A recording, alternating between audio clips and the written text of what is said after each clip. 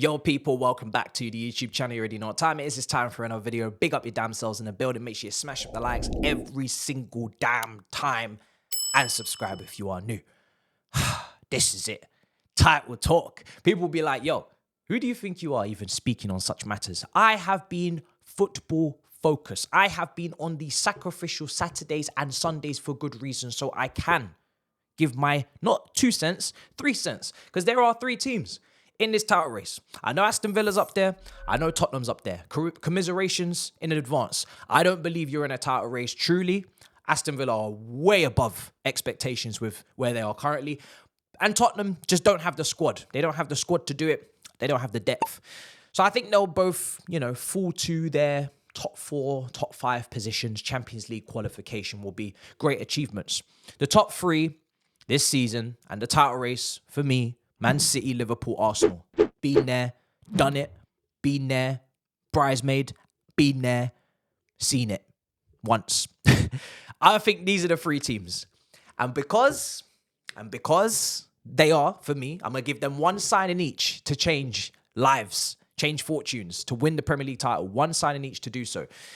Now, with Arsenal, I'm going to start because Arsenal got the most problems.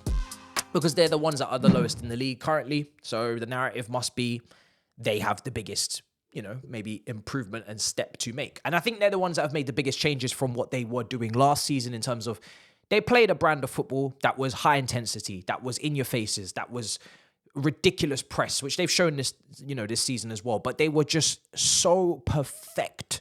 And they put me through so much pain. I couldn't stop running emergency meetings. I couldn't stop worrying about whether or not they were actually going to get the job done. And that's because they were perfect, absolutely perfect from the start of the season to February.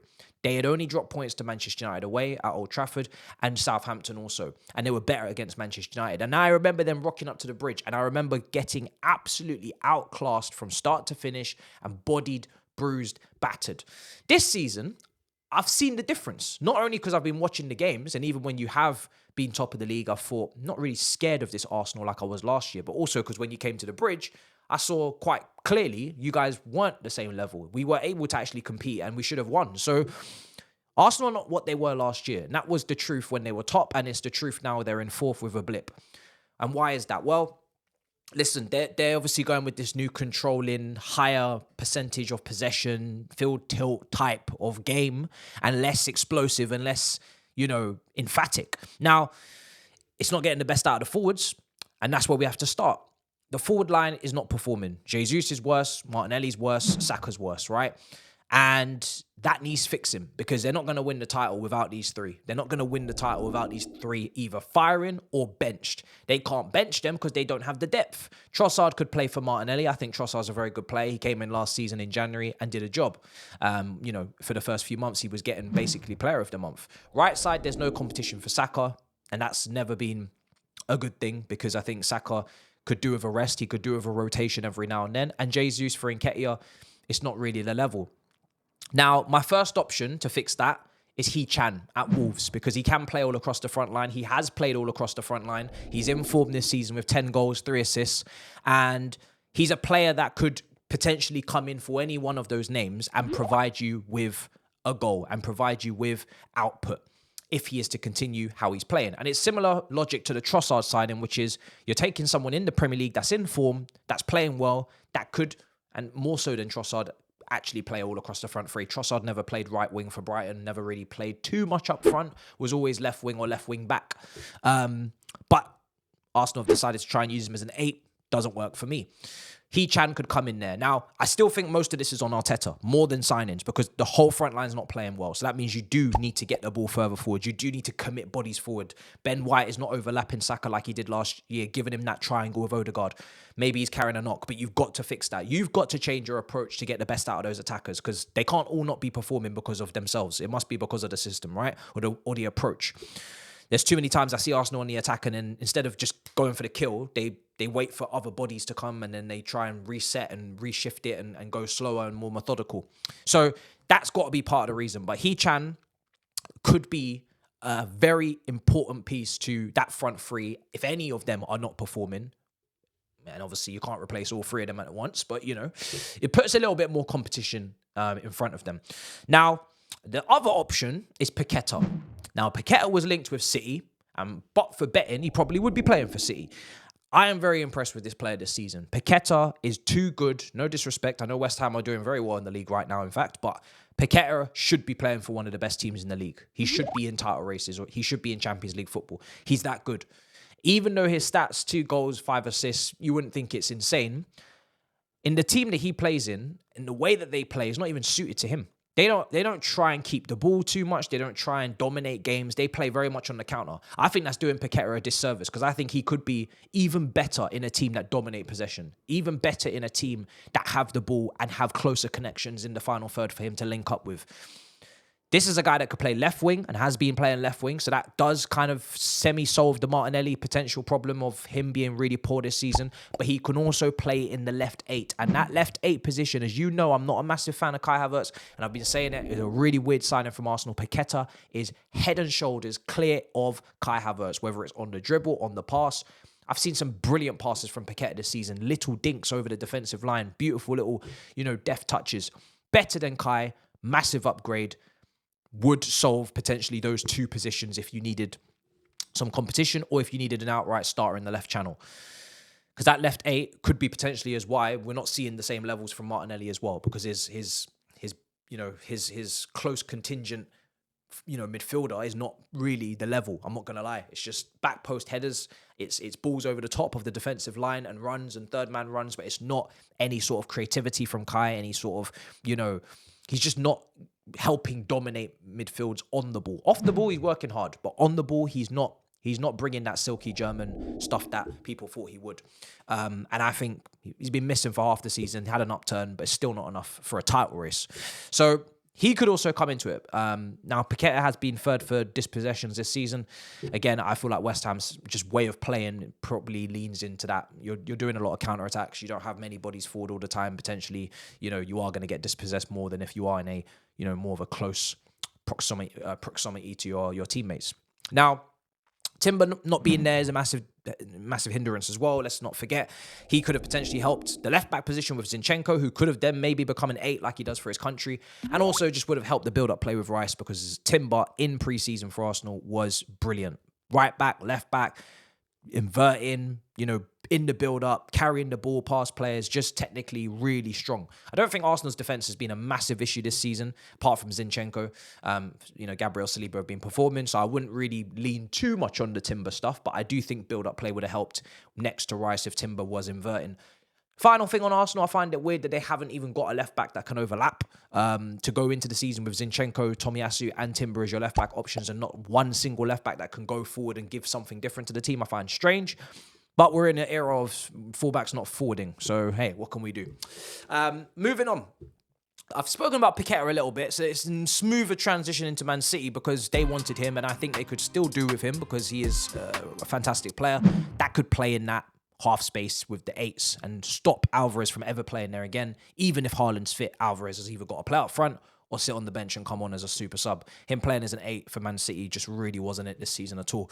But I've also got another option, which is Elise. Now, the only downside with Elise is the hamstring injuries. He was injured at the start of the season, which is why we potentially, apart from Palace trying to take us to court, also didn't finalise the deal. And he's potentially got another one as well right now. But Elise on that right flank would be, for Man City, insane. This guy is so good. We've seen it this season even more. Technically, he's so good. Whether it's dead ball situations, open play with the vision. Can you imagine Elise trying to find Haaland when he's back from injury? It would just be pinpoint. It would be perfect. The accuracy that he's able to give you from that side. He's just polished. He's just clean. He suits Man City down to the ground. The Mahrez replacement. They never replaced Mahrez. That is the Mahrez replacement. I'm hands down saying it. It's been clear. Obvious. I can't believe they didn't even move for him in the summer, especially when there's a potential release clause there.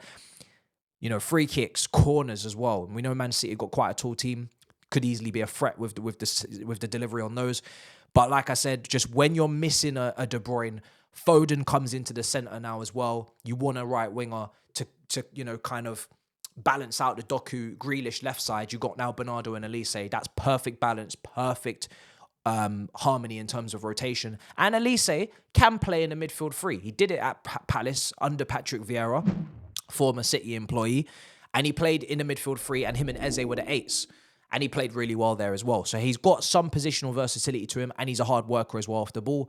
I just think Elise would bring the creativity levels to Man City right up.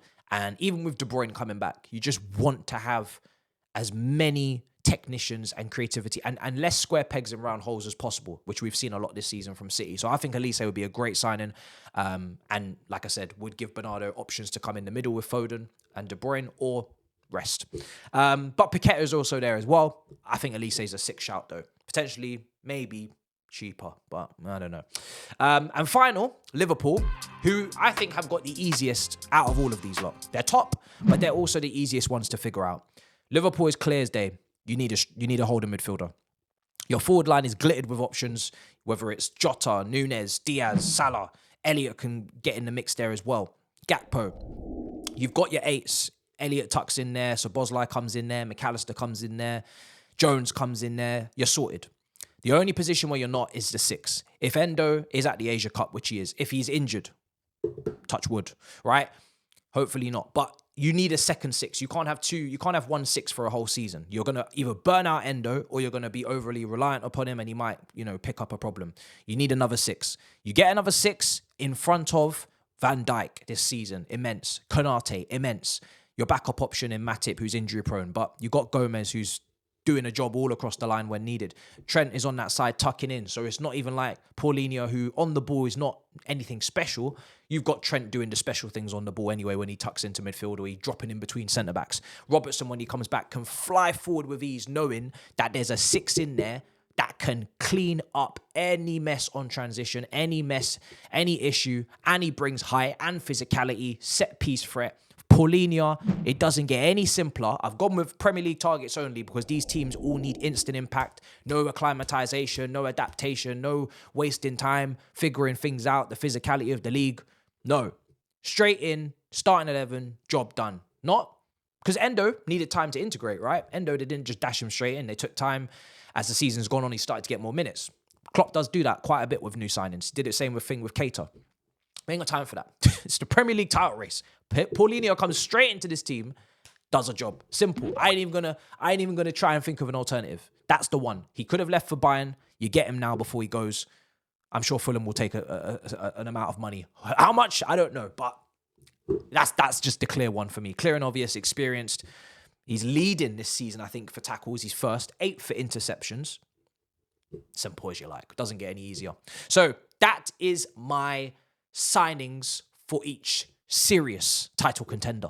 Let me know what you think in the comments down below. Give me your kind of options or option for each title contender. Arsenal, Liverpool, City. Maybe you disagree with me and you want to put Tottenham and Aston Villa in this conversation as well. Me, I'd rather leave them out until maybe late Feb, early March. If they're still in this conversation, then we'll make another video. But until then, make sure you smash up the likes. Make sure you subscribe if you haven't already. In a bit, people. Peace. La la